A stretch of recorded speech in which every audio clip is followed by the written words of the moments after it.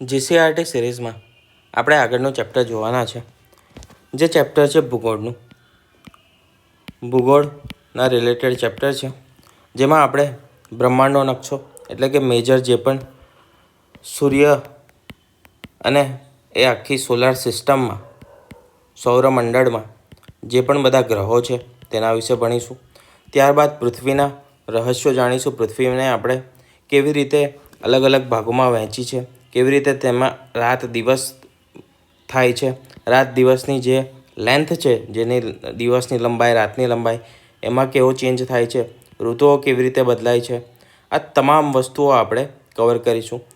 તારીખ ચેન્જ કેવી રીતે થાય છે, બરાબર છે, બધી વસ્તુઓ આપણે ચેપ્ટરમાં કવર કરવાના છે.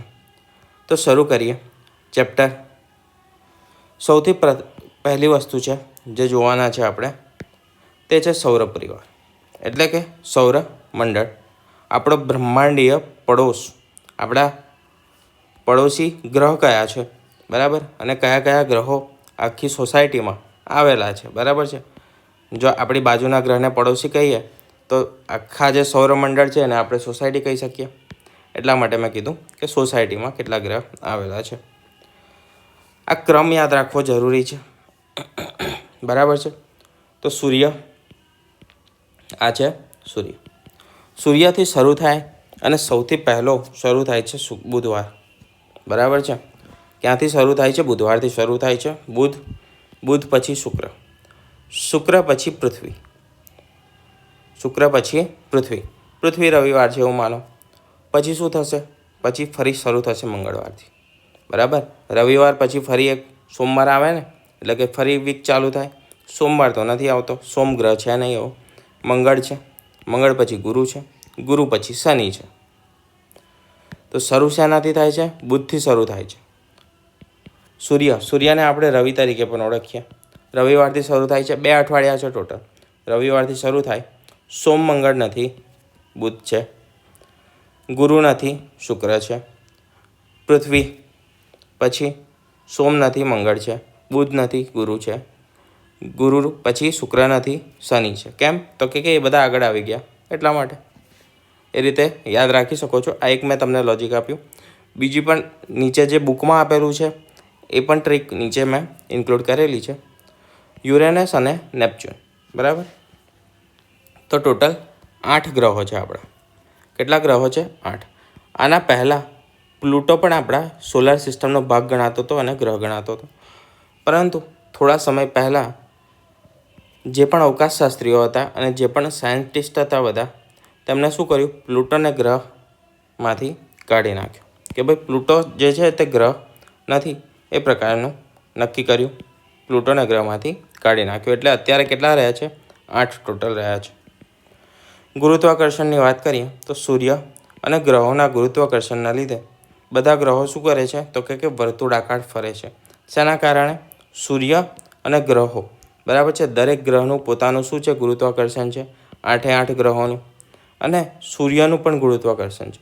સૂર્યના ગુરુત્વાકર્ષણના કારણે આખી સોલાર સિસ્ટમ એકસાથે જળવાઈ રહી છે અને તમામ ગ્રહો તેનું શું કરે છે? પરિક્રમણ કરે છે, બરાબર, તેના ફરતે ફરે છે.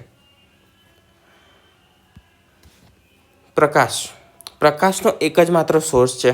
આખી જે સોલાર સિસ્ટમ છે તેમાં પ્રકાશનો જે સોર્સ છે તે માત્ર એક જ છે અને તે છે સૂર્ય, બરાબર છે. ગ્રહોને પોતાનો કોઈ પણ પ્રકારનો પ્રકાશ નથી. સૂર્યના પ્રકાશથી જ તે ગ્રહો જે છે તે શું કરે છે? પ્રકાશિત થાય છે. ગ્રહો, ઉપગ્રહો, લઘુગ્રહો, ધૂમકેતુઓ અને ઉલ્કાઓ. આ શું છે? તો કે ગ્રહો તો છે જ. સોલાર સિસ્ટમ જે છે તે આપણી, એની અંદર ગ્રહો તો છે જ. ગ્રહો ઉપરાંત ઉપગ્રહો છે. ઉપગ્રહો એટલે કે નાના ગ્રહો, બરાબર, જે ગ્રહ બનવામાં નિષ્ફળ ગયા હોય એ પ્રકારના. લઘુગ્રહો એટલે કે નાના પથ્થરના, મતલબ એકદમ નાના પણ નહીં, પરંતુ નાના મોટા જે પણ ટુકડા છે પથ્થરના ને એ બધા ખડકોના, તેને આપણે લઘુગ્રહ કહીએ છીએ. ધૂમકેતુ, આજે લઘુગ્રહોને જે નાના મોટા ટુકડા છે, બરાબર, એ જ્યારે પણ પૃથ્વીના ગુરુત્વાકર્ષણ બળમાં પ્રવેશ કરે, ગુરુત્વાકર્ષણ સુધી પહોંચી જાય, ત્યારે તે ગુરુત્વાકર્ષણ બળથી પૃથ્વી તરફ ખેંચાય છે અને તેના કારણે ઘર્ષણ થાય છે. ગુરુત્વાકર્ષણ બળનું જે વાતાવરણ છે તેનું ઘર્ષણ થાય અને ઘર્ષણના કારણે શું થાય, તે સળગી ઉઠે. બરાબર. અને સળગી જાય છે, તેના કારણે આ પ્રકારની એક પૂંછ દેખાય છે ધુમાડાવાળી, એટલા માટે તેને ધૂમકેતુ કહીએ છીએ. ઉલ્કા પણ એ જ વસ્તુ છે કે જે નાના મોટા ગ્રહ હશે, પથ્થર હશે, ખડક હશે, જ્યારે પણ વાતાવરણમાં પ્રવેશશે ત્યારે સળગી જશે અને પૃથ્વી પર ગુરુત્વાકર્ષણ કારણે પડશે. બરાબર. એને આપણે ઉલ્કાઓ કહીએ છીએ. યાદ રાખવાની ટ્રીક, એક મિનિટ, યાદ રાખવાની ટ્રીક આપેલી છે અને તે છે એક સેન્ટેન્સ અહીંયા આપેલું છે, my very excellent mother just સર્વ અસ નૂડલ. એમ, બરાબર, એમથી ચાલુ થાય મર્ક્યુરી, એમ એટલે કે વી એટલે કે વિનસ, ઈથી અર્થ, એમથી માર્સ, જેથી જ્યુપિટર, એસથી સેટર્ન, યુથી યુરેનસ અને એનથી નેપચ્યુન. બરાબર. આ ટ્રીક છે. તમને જે રીતે સારું લાગે એ રીતે તમે યાદ રાખી શકો છો. સૂર્યની વાત કરીએ તો સૂર્યને સજીવના પાલક તરીકે ઓળખવામાં આવે છે. પૃથ્વી કરતાં તે 13 લાખ ગણો મોટો છે, એટલે પૃથ્વી કરતાં તો ઘણો વધારે વિશાળ છે. તેના ગુરુત્વાકર્ષણની વાત કરીએ તો પૃથ્વી કરતાં તેનું જે સાઇઝ છે, તે કદ છે તે 13 લાખ ગણું મોટું છે, પરંતુ તેનું ગુરુત્વાકર્ષણ બળ જે છે તે પણ 28 ગણું વધારે છે. એનો મતલબ શું થયો કે કોઈ વસ્તુ પૃથ્વી પર જો 1 કિલોની થાય છે તો એ જ વસ્તુ સૂર્ય પર કેટલી થશે, તો સૂર્ય પર ટોટલ 28 કિલોની થશે. બરાબર. પૃથ્વી પર 1 કિલોની વસ્તુ સૂર્ય પર 28 કિલોની થશે, એટલે 28 ગણું વધારે ગુરુત્વાકર્ષણ બળ સૂર્ય પાસે છે. પછી સૂર્યનું અને પૃથ્વીનું અંતર જોઈએ તો ટોટલ 15 કરોડ કિલોમીટરનું અંતર છે. બરાબર. સૂર્યપ્રકાશને પૃથ્વી પર પહોંચતા 8.25 મિનિટ જેટલો સમય 8.25 જેટલો સમય લાગે છે. 8.25 એટલે કે 8.25 મિનિટ જેટલો સમય લાગે છે. 8 મિનિટ અને 25 સેકન્ડ નથી. બરાબર છે. સેકન્ડમાં જો તમારે ગણવું હોય તો 8 મિનિટ અને 15 સેકન્ડ થાય છે. બરાબર. કારણ કે 0.25 એટલે શું થાય, કોઈપણનો ચોથો ભાગ થાય, પરંતુ 1 મિનિટ બરાબર કેટલી થાય, 60 સેકન્ડ થાય. બરાબર. તો આનો ચોથો ભાગ કેટલો થશે, 15 થશે. બરાબર. એટલે 15 સેકન્ડ. આગળ પણ 8.25 આપ્યું હોય તમારે, બરાબર, મિનિટ અને સેકન્ડ અલગ નથી, 8.25 લખેલું છે, તો જવાબ આપણો 8.25 આવશે. જ્યારે મિનિટ અને સેકન્ડમાં તમને અલગ રીતે પૂછ્યું હોય સ્પેસિફિક રીતે, એના માટે મેં તમને આ ગણતરી કીધી. વિમાનની પ્રવાસની વાત કરીએ કે ભાઈ આપણે અહીંયાથી વિમાનથી પ્રવાસ કરીને નીકળવું હોય, બરાબર, વિમાનમાં આપણે જે સૂર્ય છે તેનું આખું ચક્કર લગાવવું હોય તો 107 વર્ષ જેટલો સમય લાગે. અને વિમાનની ઝડપ કેટલી હોવી જોઈએ, 1000 કિલોમીટર પ્રતિ કલાકની ઝડપ હોય ત્યારે આપણને 107 વર્ષ લાગે, એટલે 2 જન્મ પૂરા થઈ જાય એવરેજ આપણે ગણીએ તો. બરાબર છે. અને કોઈ વધારે જીવવાવાળા હોય તો 107 વર્ષ આખી જિંદગી તેમની પતી જાય. હવે આંતરિક ગ્રહોની વાત કરીએ. આ જે ગ્રહો આપણે 8 જોયા હતા એમાં 4 ગ્રહો એ આંતરિક ગ્રહો છે. 4 ગ્રહો કેવા છે, આંતરિક છે, અને 4 ગ્રહો છે બાહ્ય ગ્રહો. બરાબર. કયા, જે મંગળ ગ્રહ છે, બરાબર, તેની અંદર આવેલા એટલે કે ત્યાંથી સૂર્ય બાજુ આવેલા ગ્રહો તેને આંતરિક ગ્રહો તરીકે આપણે ઓળખીએ છીએ, આંતરિક છે. અને મંગળથી બહારની બાજુ આવેલા ગ્રહો તે બાહ્ય ગ્રહો તરીકે ઓળખાય છે. એમાં જ સૌથી પહેલો સૂર્યની સૌથી નજીક આવેલો ગ્રહ તે છે બુધ ગ્રહ. સૂર્યની સૌથી નજીક પીળાશ પડતા રંગનો ગ્રહ છે તે બુધ ગ્રહ છે. બુધ ગ્રહ પર કોઈપણ પ્રકારનું વાતાવરણ નથી અને કોઈપણ તેને ઉપગ્રહો પણ નથી. આંતરિક ગ્રહોમાં મોસ્ટલી કોઈને ઉપગ્રહો હોતા નથી. બરાબર છે. આગળ, અને હશે તો પણ કેવા હશે, સિંગલ, 1 કે 2 હશે. આગળ વાત કરીએ કે સૂર્યોદય પહેલાં અને સૂર્યાસ્ત બાદ દેખાય છે. આ દેખાવાની ઘટના ક્યાંની, પૃથ્વી પરની. બરાબર. કારણ કે આપણે પૃથ્વીની બહાર જઈને જોઈ શકતા નથી કે ભાઈ ચલો આજે શુક્ર પર જોઈને બુધ ગ્રહ શોધ્યો, ભાઈ કાલે મંગળ પર જઈને બુધ ગ્રહ શોધ્યો. તો પૃથ્વી પર સૂર્યાસ્ત પહેલાં અને સૂર્યાસ્ત પછી થોડોક સમય માટે તે દેખાય છે, નજર આવે છે. બીજો ગ્રહ છે શુક્ર. બરાબર. બુધ, ગુરુ નહીં, શુક્ર સૌથી ચમકતો ગ્રહ છે. અને પૃથ્વીનો કેવો છે? જોડિયો ભાઈ કહેવાય છે. પૃથ્વીની બાજુમાં જ આવેલો છે. પૃથ્વીનો પડોશી ગ્રહ છે. પૃથ્વીનો જોડિયો ભાઈ કહેવાય છે. વાદળોના ઘટ્ટ આવરણ આવેલા છે અને તેને પણ કોઈ પણ ઉપગ્રહ નથી. પૃથ્વીને એક ઉપગ્રહ છે. પૃથ્વીથી ચાલુ થાય છે ઉપગ્રહની શ્રેણી. પૃથ્વીની વાત કરીએ તો આપણે જ્યાં રહીએ છીએ અને એક જ માત્ર એવો ગ્રહ છે જે જીવન ધરાવે છે. પરિભ્રમણ માટે 24 કલાકનો સમય લે છે અને પરિક્રમણ માટે 365 દિવસનો સમય લે છે. 24 કલાક એટલે કે એક દિવસ અને 365 દિવસ એટલે કે એક વર્ષ બરાબર આપણે ગણીએ છીએ. ચંદ્રની વાત કરીએ. ચંદ્ર શું છે? તો પૃથ્વીનો એકમાત્ર ઉપગ્રહ છે અને 27.3 દિવસ તે ભ્રમણ કક્ષામાં ફરે છે. બરાબર. અહીંયાથી જો ચંદ્ર ચાલુ કરે પૃથ્વીની પ્રદક્ષિણા કરવાનું તો આખું વર્તુળ ફરીને આવતા તેને કેટલો સમય લાગે છે? 27.3 દિવસનો સમય લાગે છે. બરાબર. ચંદ્ર પર કોઈ પણ હવા નથી, કોઈ પણ પાણી નથી, મૃત જ્વાળામુખી અને ખાડા આવેલા છે માત્ર. બરાબર છે. ચંદ્ર પર ક્રેટર દેખાય છે. બરાબર. ખાડા, તેને શું કહેવાય? ક્રેટર કહેવાય છે. આગળનો છેલ્લો આંતરિક ગ્રહ છે તે છે મંગળ ગ્રહ. મંગળ ગ્રહ એ લાલ રંગનો દેખાય છે. બરાબર. આ ફેક્ટ બધાને ખબર હશે. આછું વાતાવરણ આવેલું છે ત્યાં. વાતાવરણ કેવું છે? આછું વાતાવરણ છે અને પૃથ્વી કરતાં કેવું છે?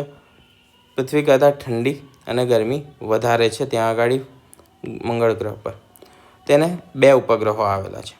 ઉપગ્રહો 0 હતા. ઉપગ્રહ 0 હતો. અહીંયા આવ્યો 1, અહીંયા આવ્યા 2. હવે સંખ્યા વધતી જશે ઉપગ્રહોની. જેમ જેમ આપણે હવે બાહ્ય ગ્રહો જોઈશું. બાહ્ય ગ્રહોમાં શું થાય છે? ઉપગ્રહોની સંખ્યા વધે છે. બાહ્ય ગ્રહો કોને કહેવાય છે? તો એમાં બીજી એક વસ્તુ પણ છે કે જે સૂર્યથી મંગળ સુધીનું કક્ષા છે. સૂર્યથી મંગળ. બરાબર.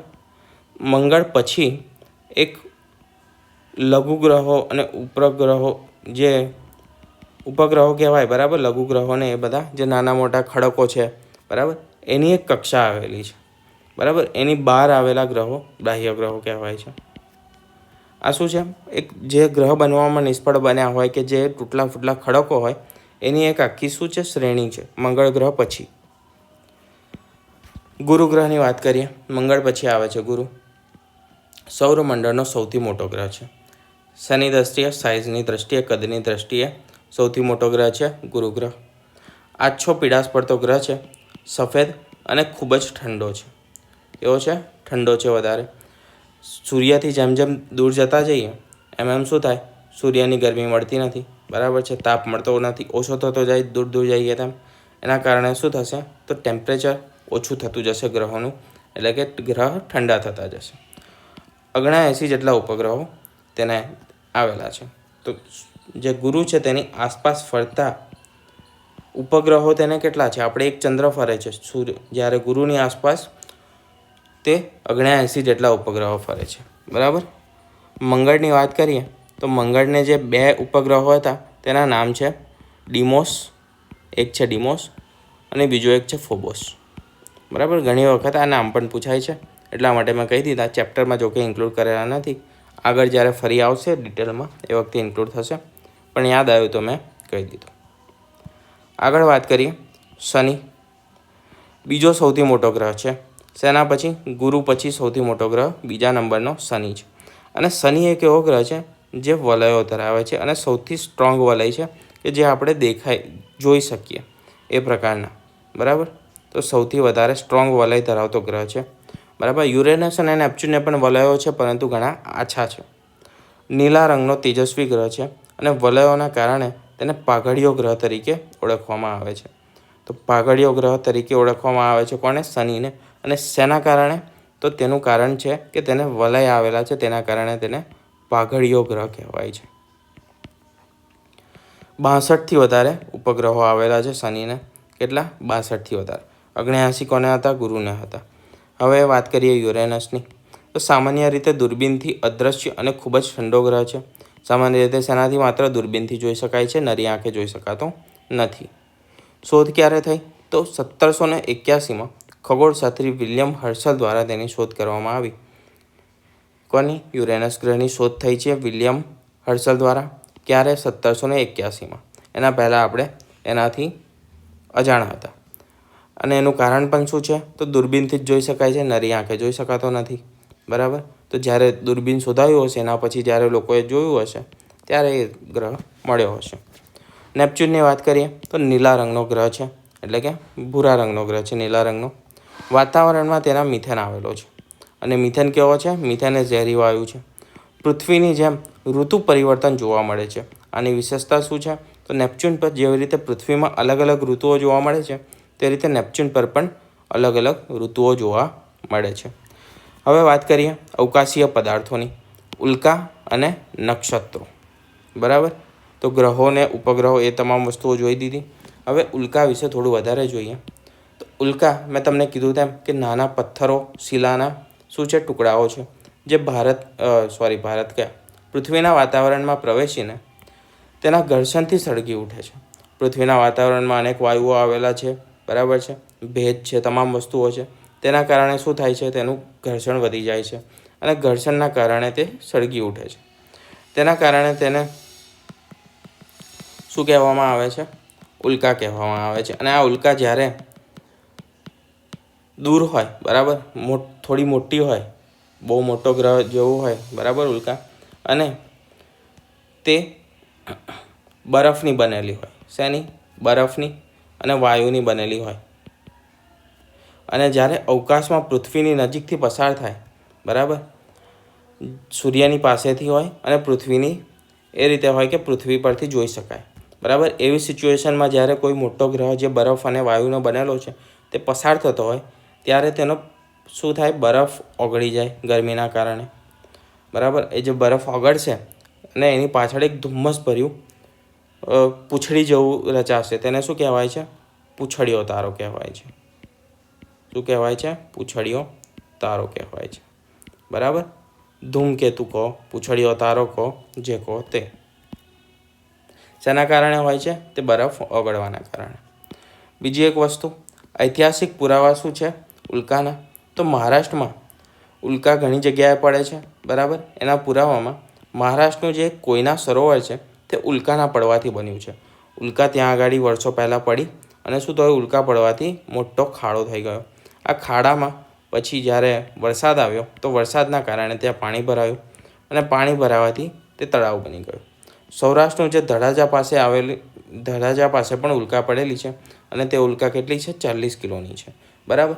મોસ્ટલી ઉલ્કા જો નાની ને એ રીતની હોય તો શું થાય? જે ઘર્ષણના કારણે તે હવામાં જ વાતાવરણમાં સળગી જાય પૃથ્વી સુધી પહોંચતા પહેલાં. પરંતુ સાઇઝમાં ઘણી વધારે મોટી હોય તો શું થાય? તે પૃથ્વી પર પડે છે અને વિનાશ સર્જે છે.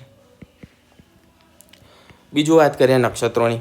જે લોકો પણ જ્યોતિષને એ વસ્તુની ખ્યાલ હશે તેમને ખબર હશે નક્ષત્રો, બરાબર. તારાઓના સમૂહને નક્ષત્ર કહેવાય છે, બરાબર છે. કોઈ એકલ તારો હોય તેને પણ નક્ષત્ર ગણીએ છીએ કે ભાઈ તારાઓનો કોઈ ચોક્કસ સમૂહ છે, કોઈ ચોક્કસ આકાર બનાવે છે તારાઓ, તો તેને શું કહીએ છીએ? આપણે નક્ષત્ર કહીએ છીએ. કુલ નક્ષત્રોની સંખ્યા છે 27. 27 નક્ષત્રો આવેલા છે, આપણે શોધેલા છે તે અવકાશમાં, બરાબર, જે પૃથ્વી પરથી આપણે જોઈએ છીએ, નિહાળીએ છીએ. ઉદાહરણો કયા છે? નામ કયા છે? 27માં અમુકના નામ છે તો અશ્વિની નામ સાંભળ્યું હશે તમે, રેવતી છે, મૃગશીર્ષ છે, આ બધા નક્ષત્રના નામ છે. સાંસ્કૃતિક રીતે તેનું ઘણું મહત્ત્વ છે.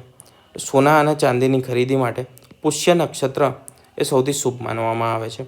એટલે કે પૃથ્વી જ્યારે પણ એ નક્ષત્ર પાસેથી પસાર થઈ હોય, એ નક્ષત્રમાં જ્યારે હાજર હોય તેને આપણે એ નક્ષત્રનું નામ આપીએ છીએ. તો જ્યારે પણ પુષ્ય નક્ષત્રમાં પૃથ્વી ગોચર કરી રહી હોય એ વખતે સોના ચાંદી ખરીદવા માટેનો સમય શુભ માનવામાં આવે છે. હવે સમજીએ પૃથ્વીની જે સંરચના છે, બરાબર. સંરચના મતલબ કે જે રીતે બનેલી છે એ બધી વસ્તુ. સંરચના એટલે પૃથ્વીનું જે પાતાળ છે એ બધી વસ્તુ આ ચેપ્ટરમાં ઇન્ક્લુડ કરેલી નથી. તો પૃથ્વીનો આકાર અને અવકાશી દિશા સૂચક, બરાબર, બે વસ્તુ આપણે સમજવાના છે આમાં. તો પહેલી વસ્તુ, પૃથ્વી આપણી આખી ગોળ નથી. પૃથ્વી કેવી છે? તો નારંગી જેવી છે. નારંગી કે પછી સંતરો જોયું હોય, બરાબર છે, સંતરો એ કેવું હોય? આખું આ રીતે ગોળ ના હોય, પરંતુ આમ બે બાજુથી થોડું, મારું એક તો ડ્રોઈંગ બહુ વધારે સારું છે અને આ નવી એપ્લિકેશનમાં હજી હાથ બેઠો નથી. આ રીતે થોડી દબાયેલી છે. કઈ બાજુએથી? તો ઉપર અને નીચેથી કેવી છે? થોડી દબાયેલી છે. અને તેને આપણે શું કહીએ છીએ? જીઓઇડ કહીએ છીએ, બરાબર. જીઓઇડ શેપની છે તેવું કહીએ છીએ. નારંગી અને સંતરા આકારની છે. બીજી વસ્તુ, પૃથ્વી આખી આમ સીધી નથી, બરાબર, આ રીતની નથી. પૃથ્વી કેવી છે? નમેલી છે. કેટલી નમેલી છે? 23.5 ડિગ્રી જેટલી નમેલી છે. હવે જોઈએ, પૃથ્વીનો આકાર એ ગોળ નથી દડા જેવો, પરંતુ કેવો છે? નારંગી જેવો છે. ધ્રુવ પ્રદેશો આગળ તે કેવી છે? થોડી ચપટી છે, દબાયેલી છે. વિષુવવૃત્ત આગળથી થોડી વધારે ફૂલેલી છે. પોતાની ધરી પર તે નમેલી છે, બરાબર. અહીંયા તમને ફિગરમાં, આકૃતિમાં દેખાતું હશે. પછી ધ્રુવ તારાની વાત કરીએ તો ધ્રુવ તારો એ હંમેશા એક જ દિશામાં દેખાય, અને તે દિશા છે ઉત્તર દિશા. પરંતુ આપણે ધ્રુવ તારાને જો શોધવો હોય એની પણ એક વસ્તુ છે કે ભાઈ ઉત્તર દિશામાં તો દેખાય જ છે, પણ ઉત્તર દિશામાં બીજા પણ તારાઓ હોઈ શકે. તો ધ્રુવ તારો કયો?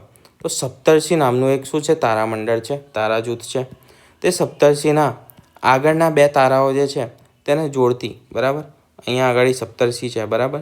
તો આ છેલ્લા બે તારાઓ આ રીતના છે, અહીંયા છે એક અને આ બીજો છે. તો એને જોડતી સીધી રેખામાં જે તારો દેખાય એ તારો છે ધ્રુવનો તારો. તેની વિશેષતા એ છે કે પૃથ્વીના ગોળ આકારના લીધે તે માત્ર ઉત્તર ગોળાર્ધમાં જ દેખાય છે. જો તમે દક્ષિણ ગોળાર્ધમાં મુખ્ય દેશ કયો છે? તો ઓસ્ટ્રેલિયા અને એ બધા દેશો દક્ષિણ ગોળાર્ધમાં આવેલા છે. તો ત્યાંથી જોવાની ટ્રાય કરશો, શોધવાની, તો નહીં મળે. માત્ર જે ઉત્તર ગોળાર્ધના દેશો છે તેમાંથી જ આપણે તેને નિહાળી શકીએ છીએ, જોઈ શકીએ છીએ. પૃથ્વીની કાલ્પનિક જાળીની વાત કરીએ, એટલે કે જેને આપણે અક્ષાંશ અને રેખાંશમાં વિભાજિત કરેલી છે પૃથ્વીને. તો જે આડી લાઈનો છે, આડી રેખાઓ છે, તેને શું કહીએ છીએ આપણે? અક્ષાંશ તરીકે ઓળખીએ છીએ આડી રેખાઓને. અને તેની ટોટલ સંખ્યા કેટલી છે? તો ટોટલ સંખ્યા છે 181. 181 ટોટલ અક્ષાંશ આવેલા છે. કેવી રીતે 181 છે? તો વિષુવવૃત્ત છે 0 ડિગ્રી છે. ત્યાર પછી ઉપર વાત કરીએ તો 1 ડિગ્રી, 2 ડિગ્રી, 3 ડિગ્રી, બરાબર.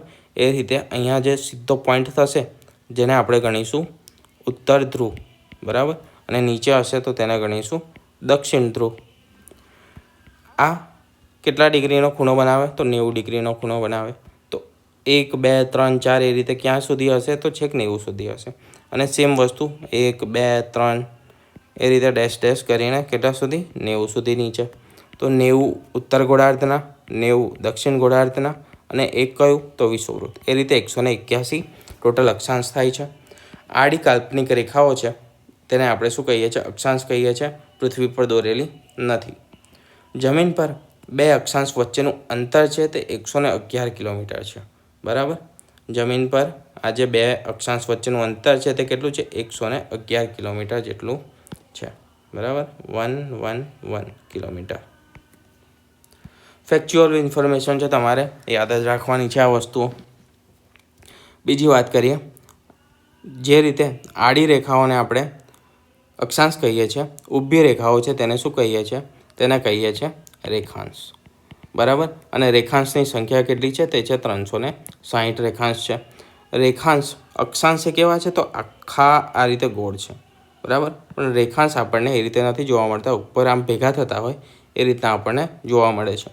તો અહીંયા જે બે વચ્ચેનું અંતર હતું ને 111 કિલોમીટર, એ આપણે અહીંયા આગળ કહી શકતા નથી સ્પેસિફિક, કારણ કે ઉપર જતાં શું થાય છે? તે નાની થાય છે અને અહીંયા એક પોઈન્ટ સ્વરૂપે મળી જાય છે ઉત્તર અને દક્ષિણમાં. આ ફેલાયેલા છે પશ્ચિમ અને પૂર્વમાં, તેને વિભાજિત કરીએ છીએ. અક્ષાંશને જે રીતે આપણે ઉત્તર અને દક્ષિણમાં કર્યા હતા, આને પૂર્વ અને પશ્ચિમમાં કરીશું. અને કઈ બે રેખાઓથી અલગ થશે? તો 180 અને બીજી આવશે 0 ડિગ્રી. આ બેથી અલગ થશે. ઊભી કાલ્પનિક રેખાઓને અક્ષાંશ કહીએ છીએ. ટોટલ સંખ્યા છે 360 અને ધ્રુવ પાસે તે એકબીજાને મળી જાય છે. મુખ્ય કયું છે? 0 ડિગ્રી અને છે 180 ડિગ્રી. એ મુખ્ય રેખાંશ છે. મુખ્ય અક્ષાંશ વૃત્તો અને સૂર્યનું અયન, બરાબર. તો ઉત્તરમાં ઉત્તર ધ્રુવવૃત્ત, બરાબર. આ જે રેખા છે કાલ્પનિક તે ઉત્તર ધ્રુવવૃત્ત કહેવાય છે. જે મુખ્ય અક્ષાંશ છે મહત્ત્વના તે જોઈ રહ્યા છે અત્યારે, તેને ઉત્તર ધ્રુવવૃત્ત કહીએ છીએ. અને તેનું માપ કેટલું છે? તો 66.5 ડિગ્રી છે. ત્યાર પછી આવશે કર્કવૃત્ત. કર્કવૃત્ત ભારતની પણ વચ્ચેથી પસાર થાય છે, મધ્યમાંથી.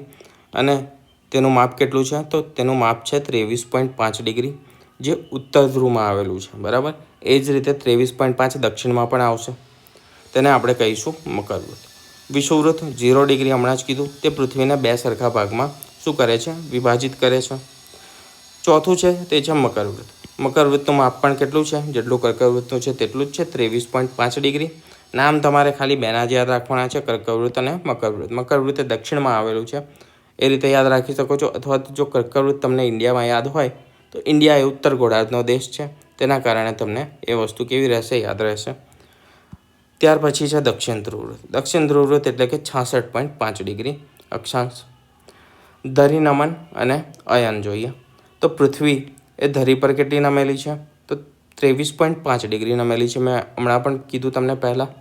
કક્ષા સાથે તે કેટલો ખૂણો બનાવે છે? પૃથ્વી આ નમેલી છે એ શેના સાથે? અહીંયા જે કાલ્પનિક એક સ્તર હશે તેના સાથે 23.5 ડિગ્રી છે, પરંતુ તે કક્ષા સાથે કેટલો ખૂણો બનાવશે? અહીંયા આ રીતે, તો એ બનાવશે 66.5 ડિગ્રીનો. બીજી વસ્તુ અયન એટલે કે સૂર્યની કર્કવૃત્તથી મકરવૃત્ત સુધી જે 6 મહિનાની ગતિ છે. સૂર્ય એક જગ્યાએ સ્થિર નથી, પૃથ્વી પણ નમેલી છે. સૂર્ય પણ કેવો છે? એક જગ્યાએ સ્થિર નથી રહેતો પૃથ્વીના નમનના કારણે. તો તે આટલા ભાગમાં, આ જે બ્લુ પાર્ટ છે, આટલા ભાગમાં શું કરે છે? આ ઉપર નીચે અયન કરે છે તે, બરાબર. ઉપર નીચે ગતિ કરે છે સૂર્ય. અત્યારે જે જૂન ચાલી રહ્યો છે, બરાબર, તો જૂન 21મી જૂન એ સૌથી લાંબો દિવસ ગણાય છે ઉત્તર ગોળાર્ધનો. કેવો છે? સૌથી લાંબો દિવસ છે, બરાબર. સૌથી લાંબો દિવસ ગણાય છે 21 જૂન. એનો મતલબ કે સૂર્ય ક્યાં છે? તો સૂર્ય છે તે કર્કવૃત્ત પાસે છે, કર્કવૃત્ત પાસે છે. અને ત્યાં એના કિરણો કેવા પડે છે? સીધા પડે છે. એટલે ગરમી પણ ક્યાં વધારે છે? અત્યારે કર્કવૃત્ત પર આપણે ભારતમાં ગરમી વધારે છે. ત્યાર પછી સમય અને સ્થાનની કડીઓને જોડીએ, બરાબર, કે સમય અને સ્થાન કેવી રીતે નક્કી કરાય છે. તો સ્થળ માટે એક આપણે જે ટેકનોલોજી પણ વિકસાવેલી છે તે છે ગ્લોબલ પોઝિશનિંગ સિસ્ટમ. ઇન્ટરનેટ છે, મોબાઈલ છે, ગૂગલ અર્થ છે, આ તમામ વસ્તુઓ કોઈપણ સ્થળનું ચોક્કસ ભૌગોલિક સ્થાન નક્કી કરે છે. અને તે શેના આધારે નક્કી કરે છે? તે નક્કી કરે છે અક્ષાંશ અને રેખાંશના આધારે, જે આપણે કાલ્પનિક દોરેલા છે તેના આધારે. અને કોઈપણ પોઝિશન મેળવવાની, સ્થાન મેળવવાની આધુનિક જે સિસ્ટમ છે તેને આપણે કહીએ છીએ GPS. અને તેનું ફૂલ ફોર્મ શું છે? Global positioning system. આ જે ફૂલ ફોર્મ છે ને એ પણ પરીક્ષામાં ઘણી વખત રિપીટેટિવલી પૂછાઈ ગયું છે, બરાબર. તો ધ્યાનથી જ્યારે કરતા હોય તમે GCRT, તો એ વસ્તુ તમે ધ્યાનથી કરવાની રાખો.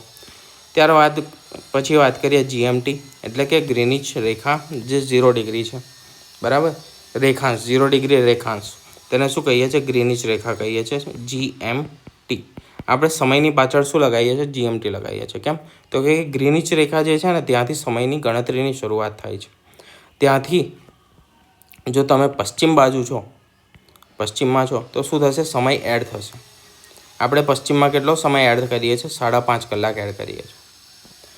પૂર્વ અને પશ્ચિમ ગોળાર્ધમાં આના દ્વારા, રેખા દ્વારા તેનું શું કરવામાં આવે છે? વિભાજન કરવામાં આવે છે.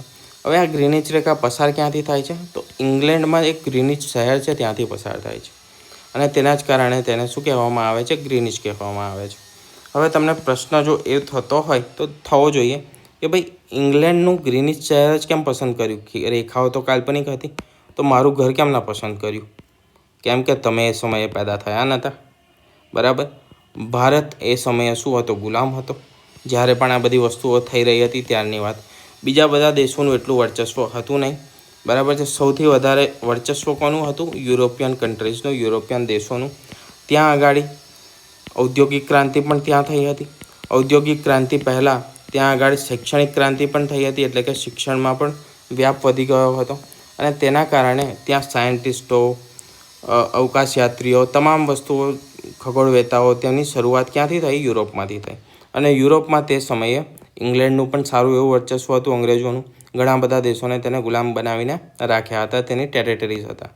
તેના કારણે તે ગ્રીનિચ શહેર પરથી પસાર થઈ તેવું માનવામાં આવે છે. તેમને પોતાના શહેર પરથી પસાર કરી.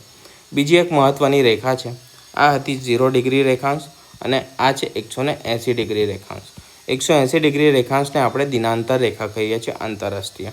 એટલે કે જ્યારે પણ આ દિનાંતર રેખાને પસાર કરીએ, ચેન્જ કરીએ, ત્યારે શું થઈ જાય? ડેટ ચેન્જ થઈ જાય, એટલે કે તારીખમાં બદલાવ આવી જાય.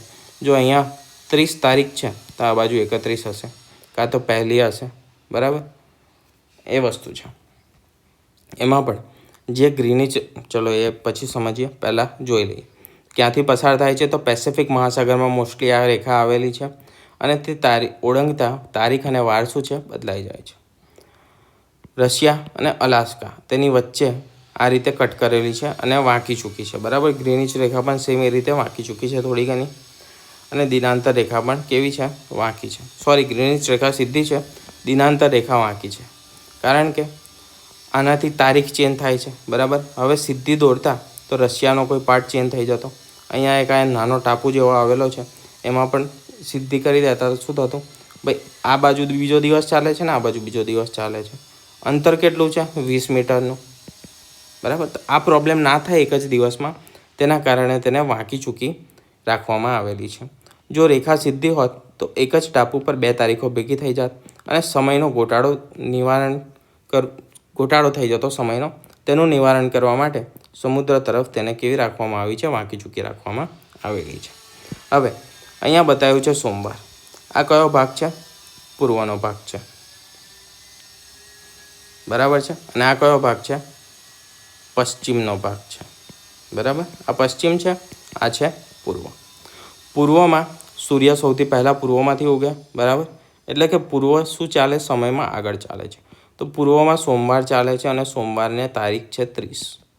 બરાબર, અને આ બાજુ કયો ચાર છે, રવિવાર છે. તો પશ્ચિમમાં તારીખ કઈ હશે, 29 તારીખ હશે. બરાબર, જ્યારે તમે અલાસ્કાથી રશિયા તરફ આવો છો, અમેરિકાથી રશિયા તરફ આવો છો, અલાસ્કાથી રશિયા તરફ આવો છો, ત્યારે શું થાય છે, કેનેડાથી રશિયા તરફ આવો ત્યારે તમને એક દિવસ કેવો મળે છે, ઓછો મળે છે. સમયમાંથી એક દિવસ ઓછો થઈ જાય છે. અને જ્યારે રશિયાથી તમે અલાસ્કા તરફ, કેનેડા તરફ, અમેરિકા તરફ જશો ત્યારે શું થશે, તો એક દિવસ એડ થઈ જશે તમારામાં. બરાબર, કારણ કે તમે 29 તારીખથી 29 તારીખ તરફ જઈ રહ્યા છો. તમારે આ બાજુ 29 તારીખ પતી ચૂકી છે. સોમવાર છે, તમારે રવિવાર પતી ચૂક્યો છે, જઈ ચૂક્યો છે. બરાબર, તો યાદ શું રાખવાનું, જો તમે પશ્ચિમથી પૂર્વમાં આવો છો, કોઈ પણ એક જ યાદ રાખજો, 2 ગોખવાની જરૂર નથી. પશ્ચિમથી પૂર્વમાં આવો છો તો શું થાય છે, તમને એક દિવસનો લોસ થાય છે. એ યાદ રાખશો તો એનું ઊંધું યાદ રહી જશે. આગળની વસ્તુ જોઈએ, કટિબંધો અને પૃથ્વીના તાપમાનના વિસ્તારો. બરાબર, કટિબંધના આધારે તો સૌથી વધારે ઉષ્ણ કટિબંધ એ ક્યાં હશે, તો વિષુવવૃત્તની આસપાસ હશે. આ વચ્ચે સેન્ટરમાં વિષુવવૃત્ત છે, તે ઉષ્ણ કટિબંધ છે. આ ટેમ્પરેચર કેટલું હશે, સૌથી વધારે રહેતું હશે આટલા ભાગમાં, 23.5 ડિગ્રીથી લઈને 23.5 ડિગ્રી સાઉથ, નોર્થ અને સાઉથ. પછી છે સમશીતોષ્ણ કટિબંધ અને છેલ્લું છે શીતોષ્ણ કટિબંધ. બરાબર, આ જે ઉપરનો ભાગ છે ને તે શીતોષ્ણ એટલે છે તો પૃથ્વી નમેલી છે. અને બીજી વસ્તુ કે એ રીતે અહીંયા સૂર્યને હું સામે રાખું, બરાબર છે, આ જે લખેલું છે મેં, ત્યાં આગળ જો સૂર્ય હોય તો સૌથી ઓછા અને સૌથી ત્રાંસા કિરણો ક્યાં પડશે, ઉપર અને નીચે શીતોષ્ણ કટિબંધમાં.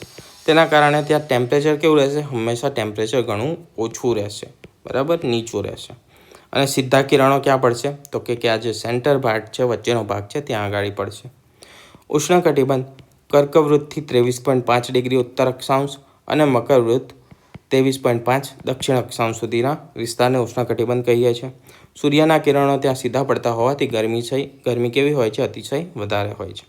સમશીતોષ્ણ કટિબંધ તે 23.5થી 66.5 એટલે કે 66.5 ડિગ્રી. કિરણો મધ્યમ નમતા હોવાથી પ્રમાણમાં ગરમી કેવી હોય છે, ઓછી હોય છે અને ઠંડી થોડીક વધારે હોય છે. છેલ્લું છે શીતોષ્ણ કટિબંધ, 66.5થી 90 ડિગ્રી, જેને આપણે ધ્રુવ કહીએ છીએ. કિરણો અત્યંત ત્રાંસા પડતા હોવાથી 12 માસ સખત વધારે ઠંડી હોય છે અને મુખ્યત્વે કેવો છે, બર્ફીલા પ્રદેશો ત્યાં આગળ આવેલા છે. હવે વાત કરીએ પૃથ્વીની ગતિ. તો પૃથ્વીના જે ગતિ છે તેના 2 સ્વરૂપ છે. અહીંયા મેં એ જ રીતે દર્શાવી છે જે રીતે તમને યાદ રહી જાય. પરિભ્રમણ, જો ભ આવે, ભનો મતલબ શું થાય, ભમરડો. આપણે નાના હતા ત્યારે રમતા હતા. બરાબર, આ રીતનો ભમરડો. તો ભ ફોર ભમરડો. ભમરડો કેવો ફરે, તો કે એની જે ખીલ્લી હોય, એની જે ટીપ હોય તેના પર ફરે. બરાબર, તો પૃથ્વી એની ટીપ પર ફરે એટલે કે પોતાની ધરી પર ફરે. આને શું કહીશું, ધરી કહીશું. પોતાની ધરી પર ફરે તેને આપણે પરિભ્રમણ કહીએ છીએ અને દૈનિક ગતિ છે. પરિભ્રમણનો સમય કેટલો હશે? જો દૈનિક ગતિ છે તો 24 કલાકનો હશે. બરાબર. દિશા અને ઝડપ તો ફરે છે કેવી? તો પશ્ચિમથી પૂર્વ તરફ ફરે છે. બરાબર. સૂર્ય કઈ બાજુ આપણને દેખાય? તો સૂર્ય પૂર્વથી ઉગે છે અને પશ્ચિમમાં આથમી જાય છે. બરાબર. આ બધાને યાદ હશે. પૃથ્વી કેવી ફરશે? જો સૂર્ય એ પૂર્વમાં ઉગે છે અને પશ્ચિમમાં આથમે છે, કે સૂર્યની ગતિ આપણે પૂર્વથી પશ્ચિમની ગણીએ તો પૃથ્વીની ગતિ થશે પશ્ચિમથી પૂર્વની. બરાબર. સામે તમે ફરતી ઇમેજિન કરશો તો સમજી જશો. સમય છે 24 કલાક, એટલે કે 1 દિવસ લાગે છે અને એક્ઝેક્ટ સમય છે 23 કલાક અને 56 મિનિટનો. અસરો જોઈએ તો દિવસ અને રાતનું નિર્માણ થાય છે તેના કારણે, પૃથ્વીના પરિભ્રમણના કારણે. પૃથ્વીનો નારંગી જેવો આકાર છે. બરાબર. એ આપણે જોઈ ચૂક્યા છે. આગળ જોઈએ પરિક્રમણ. બરાબર. પરિભ્રમણ યાદ રહી ગયું તો પરિક્રમણ તમને યાદ રહી જવાનું છે. એમાં કોઈ ટ્રીક લગાવવાની જરૂર નથી. તેને વાર્ષિક ગતિ કહેવાય છે. પરિક્રમણ એટલે કે સૂર્યની ફરતે ફરતી હશે પૃથ્વી. તો આ સૂર્ય છે સેન્ટરમાં, એની આજુબાજુમાં પૃથ્વી ફરી રહી છે. સૂર્યની આસપાસ લંબગોળાકાર માર્ગે ફરે છે. એ યાદ રાખવાનું છે. કેવા માર્ગે ફરે છે? લંબગોળાકાર માર્ગે ફરે છે. 365 દિવસ અને 1 વર્ષ જેટલો સમય લે છે. બીજી અસરો શું છે? તો ધરતીના નમનના કારણે. શેના કારણે? નમનના કારણે. ધરતીનું જે નમન છે એટલે કે પૃથ્વી 23.5 ડિગ્રી નમેલી છે, તેના કારણે ઋતુઓ બદલાવી. બરાબર. તે પરિક્રમણનું કારણ છે. તેની પાછળ દિવસ અને રાત જે લાંબા અને ટૂંકા થાય છે તેની પાછળ પણ કોણ જવાબદાર છે? પરિક્રમણ જવાબદાર છે. હવે લાસ્ટ લીપ વર્ષની ગણતરી જોઈ લઈએ તો 365 દિવસનું આપણું સામાન્ય વર્ષ હોય છે. 6 કલાક. 6 કલાક કેમ એક્સ્ટ્રા થાય છે? બરાબર. તો આપણું વર્ષ હોય છે તે 365 દિવસ અને 6 કલાકનું હોય છે. બરાબર. હવે 6 જ્યારે 4 વાર થઈ જાય ત્યારે કેટલા કલાક થઈ જાય? 24 કલાક થઈ જાય. એટલે દર 4 વર્ષે આપણે શું મનાવીએ છીએ? એક દિવસ. દર 4 વર્ષે શું થઈ જાય? એક દિવસ આખો વધી જાય. એટલે 4 વર્ષે આપણે લીપ વર્ષ આવે છે. બરાબર. તો 6 કલાક પૃથ્વીનો એક આંટો મારતા બચેલો સમય છે, વધેલો સમય છે. બચેલો નહીં, વધેલો. બરાબર. 4 વર્ષ ભેગા થાય ત્યારે કેટલો? 24 કલાક, એટલે કે આખો દિવસ બની જાય છે. અહીંયા બચેલો નહીં આવે, વધતો સમય છે, વધારે. પૃથ્વીને એટલો સમય શું જોઈએ છે? વધારે જોઈએ છે. એટલે 366 દિવસ આવશે લીપ વર્ષમાં. આ અવગણને નિવારવા માટે 4 વર્ષે ફેબ્રુઆરી મહિનામાં 28ના બદલે આપણે 29 દિવસ તરીકે ઉમેરીને તેને સરભર કરી દઈએ છીએ. આ મગજમારીમાંથી આપણે છૂટા થઈ જઈએ છીએ. ઋતુચક્ર અને દિવસ અને રાતની લંબાઈ. ઋતુચક્ર અને દિવસ અને રાતની લંબાઈની વાત કરીએ તો આ છે સેન્ટરમાં સૂર્ય છે. બરાબર. આ પ્રદક્ષિણા માર્ગે પૃથ્વી ફરતી છે તેમ માનો. બરાબર. સૌથી પહેલાં આપણે ડિસેમ્બરથી શરૂ કરીએ. બરાબર. ડિસેમ્બરમાં ઉત્તરાયણ હોય. બરાબર. કે ઉત્તરમાં સૂર્ય હોય પૃથ્વીની. 22 ડિસેમ્બર આપણે ઉત્તર ગોળાર્ધનું સમજીને ચાલીશું. ભારતમાં રહીએ છીએ. ભારત કયા ગોળાર્ધમાં છે? તો ભારત ઉત્તર ગોળાર્ધનો દેશ છે. એના આધારે આખી વસ્તુઓ સમજીશું. બરાબર. ડિસેમ્બરમાં શું હોય? શિયાળો હોય આપણે. બરાબર. એ વસ્તુ છે. શિયાળામાં દિવસ ટૂંકો હોય, રાત લાંબી હોય. પછી ધીરે ધીરે જાન્યુઆરી, ફેબ્રુઆરી અને માર્ચ સુધીના પહોંચ્યા. માર્ચ આવશે. 21મી માર્ચનો દિવસ. અહીંયા હતો 22 ડિસેમ્બરનો દિવસ, સૌથી ટૂંકો દિવસ છે. 21મી માર્ચનો દિવસ કેવો હશે? સરખો હશે. 21મી માર્ચનો દિવસ કેવો હશે? સરખો હશે. એટલે કે 12 કલાકનો દિવસ હશે અને 12 કલાકની રાત હશે. બરાબર. ત્યારબાદ એપ્રિલ, મે અને જૂન. જૂન અત્યારે ચાલી રહ્યો છે. 21મી જૂન હમણાં 2 દિવસ પહેલાં જ ગઈ. અને 21મી જૂને આપણે શું મનાવીએ છીએ? યોગા દિવસ તરીકે પણ મનાવીએ છીએ. તેને દક્ષિણાયન કહેવાય છે. એટલે કે અહીંયાથી સૂર્ય દક્ષિણમાં જવાની શરૂઆત કરે છે. કર્કવૃત પર આવી ગયો. બરાબર. તો કર્કવૃતથી ઉપર તો જતો નથી, હમણાં આપણે જોયું હતું. ત્યાંથી ક્યાં જશે? મકરવૃત તરફ જશે. તો 21મી જૂનનો દિવસ સૌથી લાંબો દિવસ છે. કેમ? તો જૂન છે, સૌથી લાંબો દિવસ છે. શું ચાલે છે? ઉનાળો ચાલે છે, એટલે કે ગરમી ચાલે છે. ત્યાર પછી જુલાઈ, ઓગસ્ટ અને સપ્ટેમ્બર આવ્યા. સપ્ટેમ્બરમાં 23મી સપ્ટેમ્બર ફરી રાત અને દિવસ સરખા, અને પાછા જઈશું તો ડિસેમ્બર આવી જશે. બરાબર, તો આ વસ્તુ પતી. હવે જોઈએ 21મી જૂન. સૂર્ય કર્કવૃત પર છે. ઉત્તર ગોળાર્ધમાં સૌથી લાંબો દિવસ છે. દક્ષિણાયન ક્યારે થશે? 22 જૂનથી દક્ષિણાયન શરૂ થશે, એટલે કે સૂર્ય નીચે જવાનું શરૂ કરશે. ધીરે ધીરે ટેમ્પરેચર ઓછું થતું જશે. 22 ડિસેમ્બર. સૂર્ય મકરવૃત પર છે. દક્ષિણ ગોળાર્ધમાં સૌથી લાંબો દિવસ છે. ઉત્તરાયણ શરૂ થતાં 14 જુલાઈ મકર સંક્રાંતિ ગણાય છે. આમ બરાબર છે, એક્ઝેક્ટ નહીં ગણતા, તેને આપણે અલગ અલગ ટાઈમે ગણાય છે, પણ આપણે ડેટ ફિક્સ કરી દીધી છે ઉત્તરાયણની 14 જાન્યુઆરી. દર વખતે ફિક્સ હોતું નથી. અહીંયા આગળ ઠંડી વધારે હોય છે. કેમ? તો સૂર્ય ક્યાં છે? મકરવૃત પર છે, અને ભારત કર્કવૃત પર છે, એટલે સૂર્યના કિરણો ત્રાંસા પડે છે, ઓછી ગરમી આપે છે. બરાબર, પરંતુ ધીરે ધીરે શું થશે? સૂર્ય ઉપર ચડવાની શરૂઆત કરશે ડિસેમ્બર પછી. તેના કારણે માર્ચ સુધી સૂર્ય ક્યાં આવી જશે? વિષુવવૃત્ત પર આવી જશે. વિષુવવૃત્ત પર આવી જશે. બરાબર, તો ધીરે ધીરે શું થશે? ગરમી ધીરે ધીરે વધશે. બરાબર, પણ જ્યારે વિષુવવૃત્ત પર આવી જશે ત્યાર પછી વિષુવવૃત્તથી થોડી વધારે ગરમી જોવા મળશે. બરાબર, કારણ કે ભારતની નજીક આવવા લાગ્યો. ત્યારથી લઈને 21મી જૂન સુધી કર્કવૃત્ત પર આવશે, ત્યાં સુધી મેક્સિમમ ગરમી હશે. બરાબર, ત્યાર પછી નીચે જશે તો ગરમી કેવી થશે? ઓછી થશે. બરાબર, આ બધી વસ્તુ એક સાથે લિંક કરીને યાદ રાખો. સંપાત દિવસ કોને કહેવાય? તો સંપાત દિવસ આપણે વચ્ચે જે જોયા હતી, જ્યાં આગળ 12 કલાકનો દિવસ હોય અને 12 કલાકની રાત હોય, એટલે કે એક સરખા દિવસ અને રાત હોય. 21 માર્ચ અને 23 સપ્ટેમ્બર. કિરણો સીધા વિષુવવૃત્ત પર પડે છે, અને સમગ્ર પૃથ્વીના દિવસ અને રાત કેવા હોય છે? સરખા હોય છે. પૃથ્વી જે તરફ નમેલી છે ત્યાં સૂર્યપ્રકાશ વધુ પડે છે, ત્યાં ઉનાળો કેવો હોય છે? વધારે હોય છે.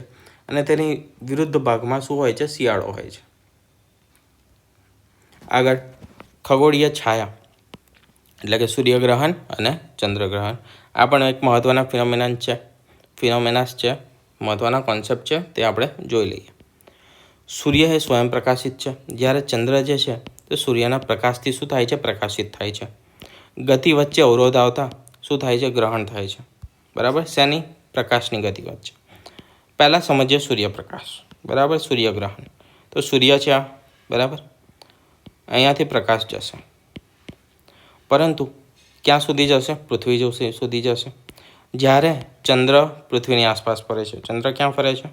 પૃથ્વીની આસપાસમાં ફરે છે. જ્યારે ચંદ્ર સૂર્ય અને પૃથ્વીની વચ્ચે આવી જશે, બરાબર, ત્યારે શું થશે? કે સૂર્યના કિરણો જે પ્રકાશ લાવે છે એ ચંદ્રથી અવરોધાઈ ગયા. શું થયું? અહીંયા અટકી ગયા. બરાબર, અવરોધ આવી ગયો ચંદ્રનો.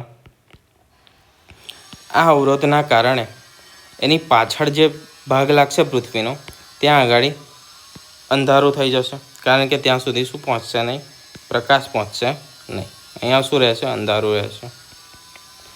તો આ જે અંધારાવાળો ભાગ છે અને આ જે વસ્તુ રચાઈ તેને આપણે શું કહીએ છીએ? સૂર્યગ્રહણ કહીએ છીએ. ચંદ્રના વચ્ચે આવવાથી પૃથ્વી પર સૂર્ય ઢંકાઈ જાય છે. એવું લાગે છે કે ચંદ્રએ સૂર્યને ઢાંકી દીધો. એવી જ્યારે સિચ્યુએશન ઊભી થાય તેને આપણે કહીએ છીએ સૂર્યગ્રહણ. અને સૂર્યગ્રહણ, આ વસ્તુ યાદ રાખવાની કે હંમેશા ક્યારે થાય? અમાસના દિવસે થાય સૂર્યગ્રહણ. ચંદ્ર કેવો હોય? નાનો હોવાથી આખી દુનિયામાં એકસાથે દેખાતું નથી આ વસ્તુ. બરાબર, તો સૂર્યગ્રહણ માત્ર કોઈ એક સ્પેસિફિક વિસ્તારમાં જ દેખાય. કેમ? તો અહીંયા આપણે જોયું કે આટલો જ વિસ્તાર છે જ્યાં આગળ નહીં હોય, અહીંયા આ લોકોને સૂર્ય દેખાય છે, એટલા માટે. હવે બીજું એક મહત્ત્વની વસ્તુ જોઈએ, તે છે ચંદ્રગ્રહણ.